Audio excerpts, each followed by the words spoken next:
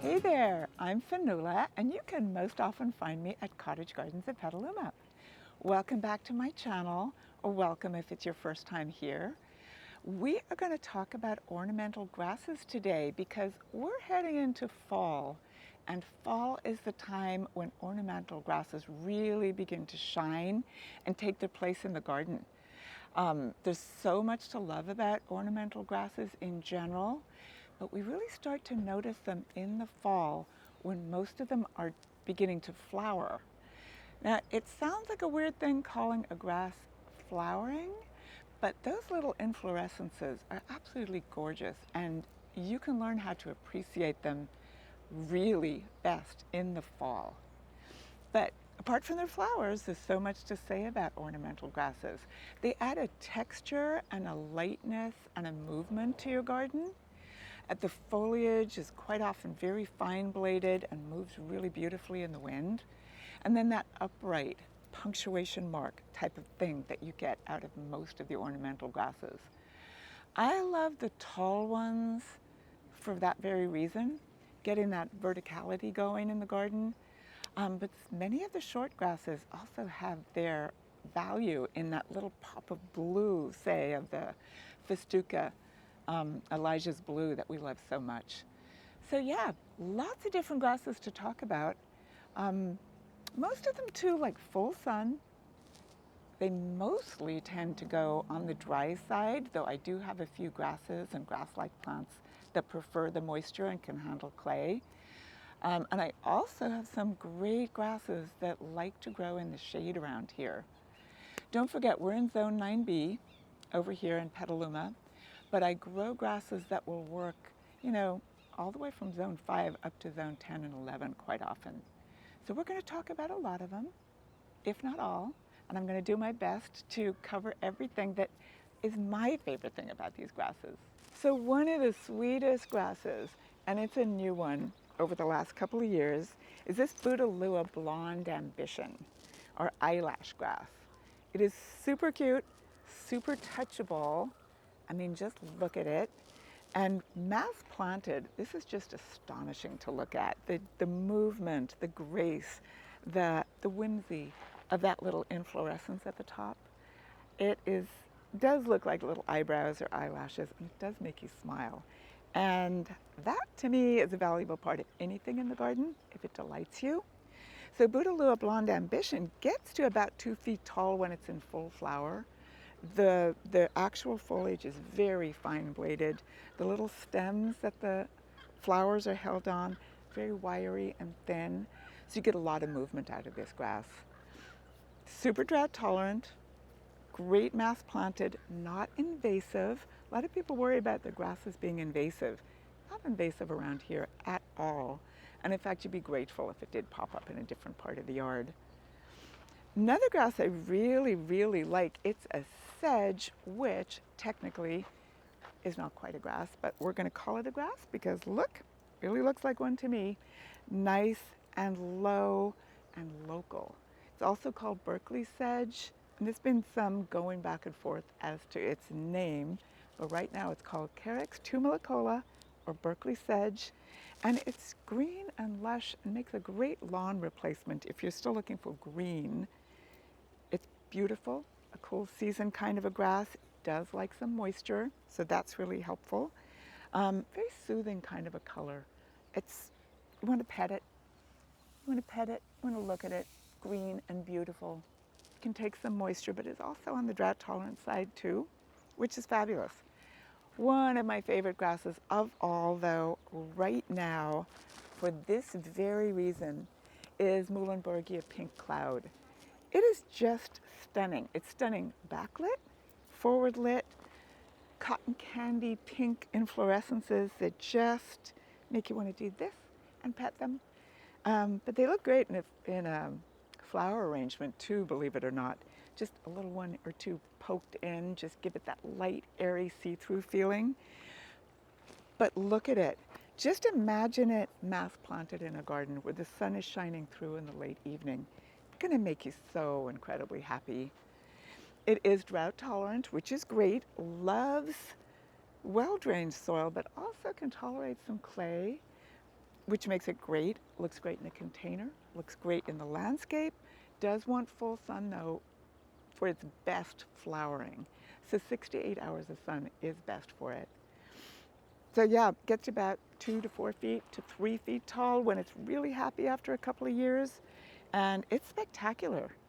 Hey, another thing I meant to say about ornamental grasses, even though many of them are technically deciduous, meaning their foliage turns to a weedy, straw-looking color during the winter and January, February kind of months, it's still incredibly good winter interest. You still have that structure, you still have the look. When not much else is going on in the garden, it's really, really handy to have something out there to draw your eye and to watch the movement. And any of the ones that produce seeds, the little birds love them, so it's definitely worth leaving for them. So one more grass that I've got up here that I wanted to point out to you is Pennisetum rubrum. It's purple fountain grass. It's a pennisetum, which in a lot of different parts of this country is actually just an annual. But here in my garden, here at Cottage, we've overwintered it for a couple of years running now without doing anything special whatsoever. We've had a couple of very mild winters. They've been wet, but mild, so they haven't been frozen out of it. It's native to Baja California, so you would think it would like Baja California all year long kind of weather, but no, it's happy, it's beautiful. You get a lot going on in the foliage. Get that beautiful burgundy color. There's green in there too. If you go with a little more shade, you get more green, less burgundy. But one of the best things is these little cattail type of flowers that happen in the fall. When this is fully mature, I don't know if you can see the one that's over there, it gets almost 4 feet tall, 4 feet wide, and produces a bunch of flowers. And it's just gorgeous. Moves beautifully in the wind. Again, makes a great cut flower. All right, so we've covered all the ones I'm seeing up here, but I have some really great favorites that I'm going to show you in a different part of the nursery. Let's go on over this way.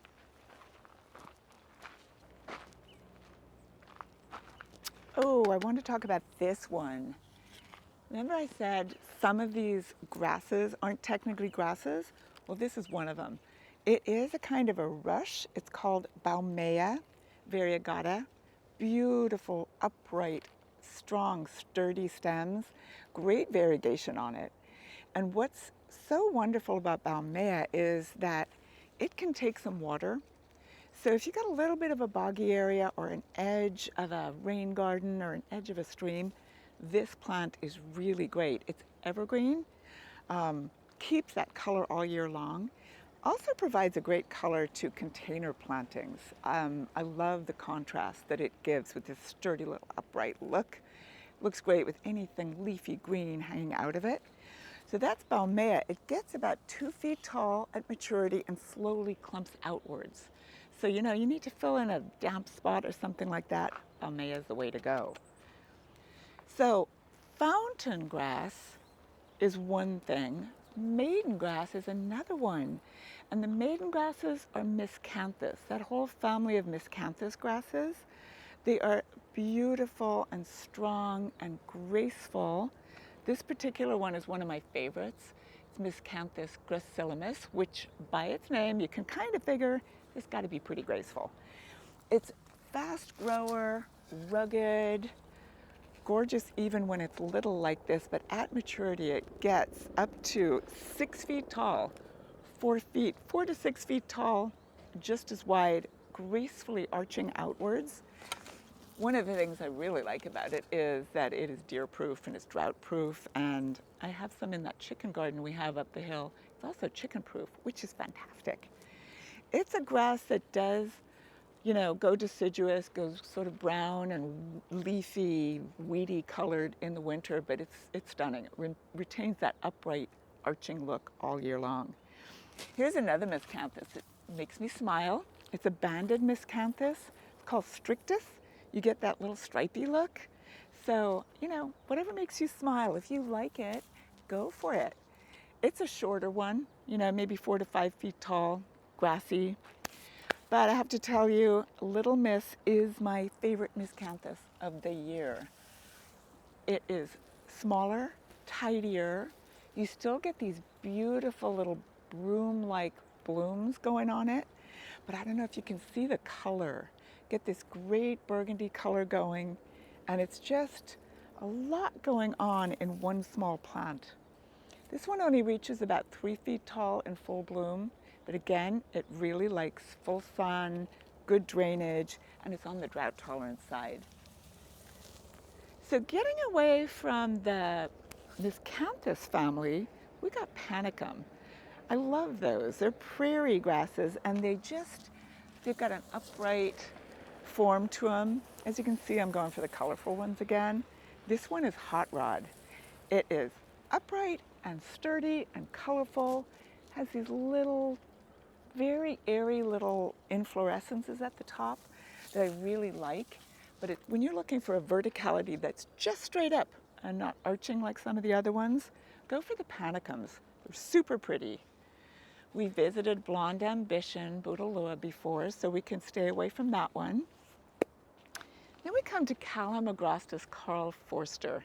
This is a cool season grass that puts out most of its growth in the cooler weather and puts up these really fabulous, very upright flower panicles. This is probably one of the most well-used, well-loved grasses in the whole country because it's reliable from, I think, zone 4 all the way up to 11. Looks great in a container, looks great in the landscape, and you see it everywhere for good reason because it is such a useful grass. Speaking of uses for grasses, you can use them as a kind of a fence. You can use them as a border. You can use them to divide areas of your garden.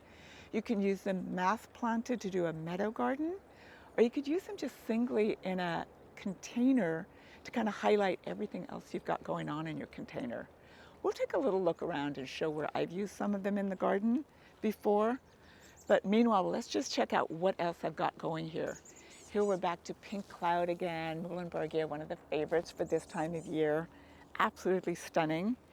And this is Muhlenbergia regans, which really shows you that arching blue-green graceful foliage. Muhlenbergias are tough. They are tough, they're rugged, they're drought tolerant, they're deer-proof.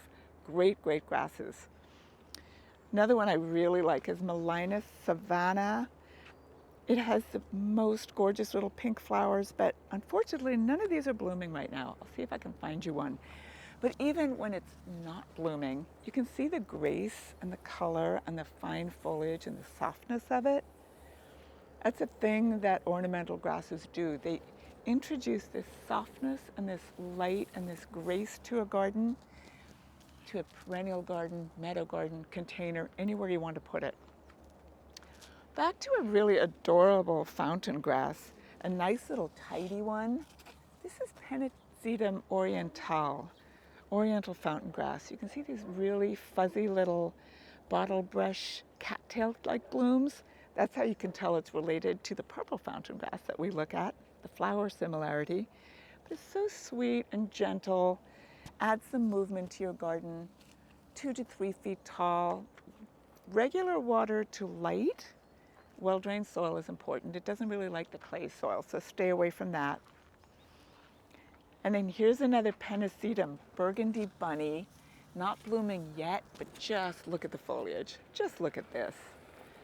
Just for the foliage alone, it's worth growing. But when it also blooms with those beautiful cattail blooms, they emerge pink, sort of fade to a great tan, definitely worth growing.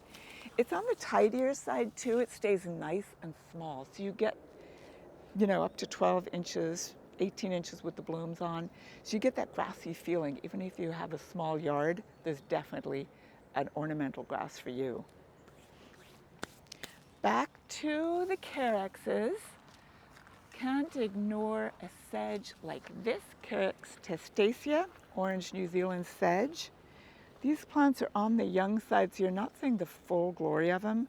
They arch outwards, great color, evergreen, really, really wonderful. They can take a little shade, and the sedges, they all like a little more water.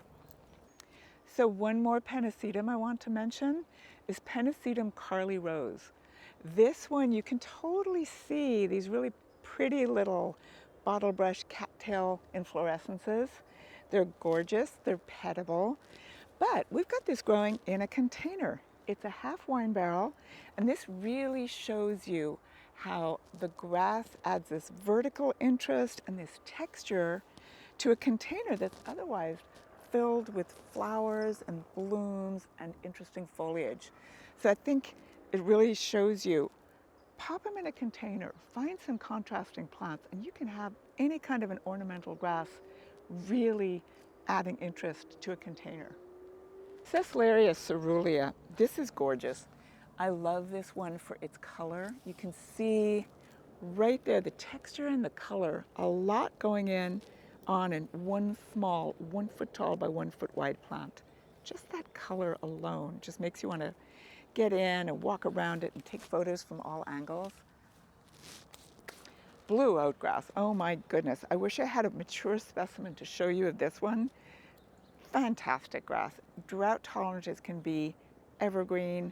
It can take full sun, a little bit of shade. Very drought tolerant, so do not overwater it. It wants very good drainage.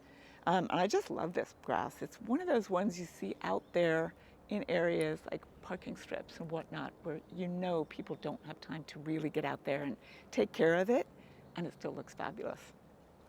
So I'm going to move on to Lomandras. These are from Australia. Technically they're a perennial, but they sure look like grasses, so we include them in our grass-like plants, and we have them along with all of our other grasses. Now, Lomandras are tough as nails. They are unbelievable, and lucky for us in the horticultural world, they keep coming out with new varieties, with new textures and new interests, colors, textures that are just fabulous. They work anywhere in the landscape.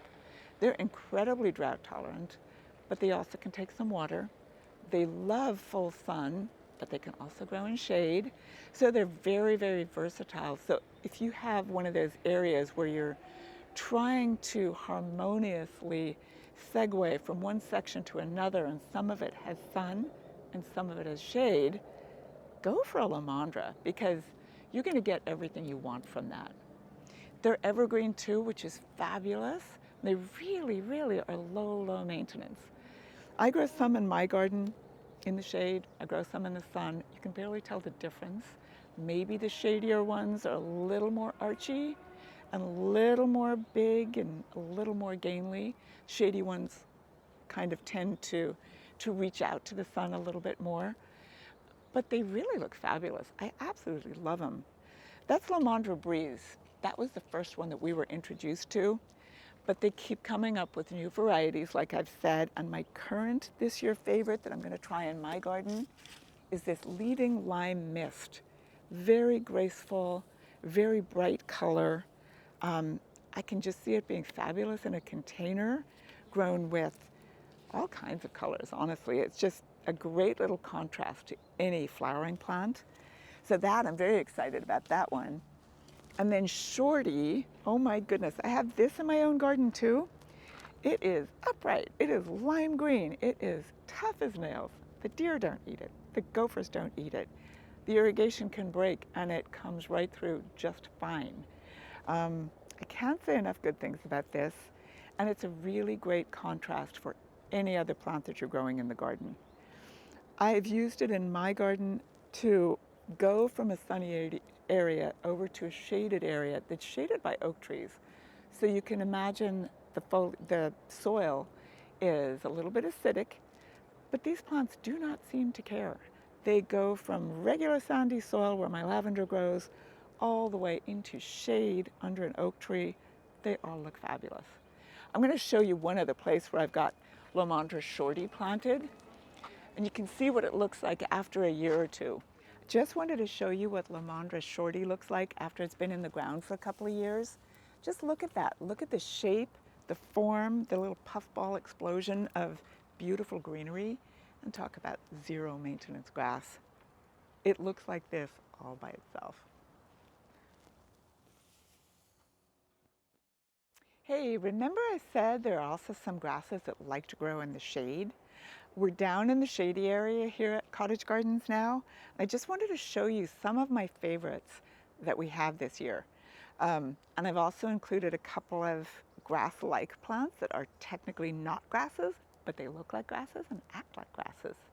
So I'm going to start with Japanese forest grass. This one is one of the prettiest, most graceful grasses. Hakone grass is another thing that it's called. Loves to be in the afternoon shade, loves regular water. And when it gets bigger, it just like flows. It's the prettiest grass. So this particular one is Ornamental, and it gets about 1 foot tall, spreads to about 2 feet wide, and you can just see the flow. I love this grass. It's one that you definitely cut back in the winter. It doesn't look that great when it goes to its strawy look, so you can just cut it straight back, but it returns year after year very faithfully. Then we got Imperator Red Baron, Japanese bloodgrass, another shade lover around here that spreads slowly underground and makes bigger and bigger clumps as years go on. Some people worry that this one is invasive. It is not invasive unless you're living in a part of the country where you get regular rain. Around here it's not invasive. It'll only go where the water is. So you can definitely keep it contained.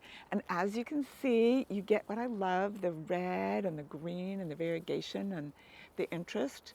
And it just looks fabulous planted under Japanese maples or any kind of shaded location. Super pretty mass planted, great in containers too. Then I've got Liriope, which is a gorgeous strappy leafed plant that has these beautiful little blue flowers, another shade lover.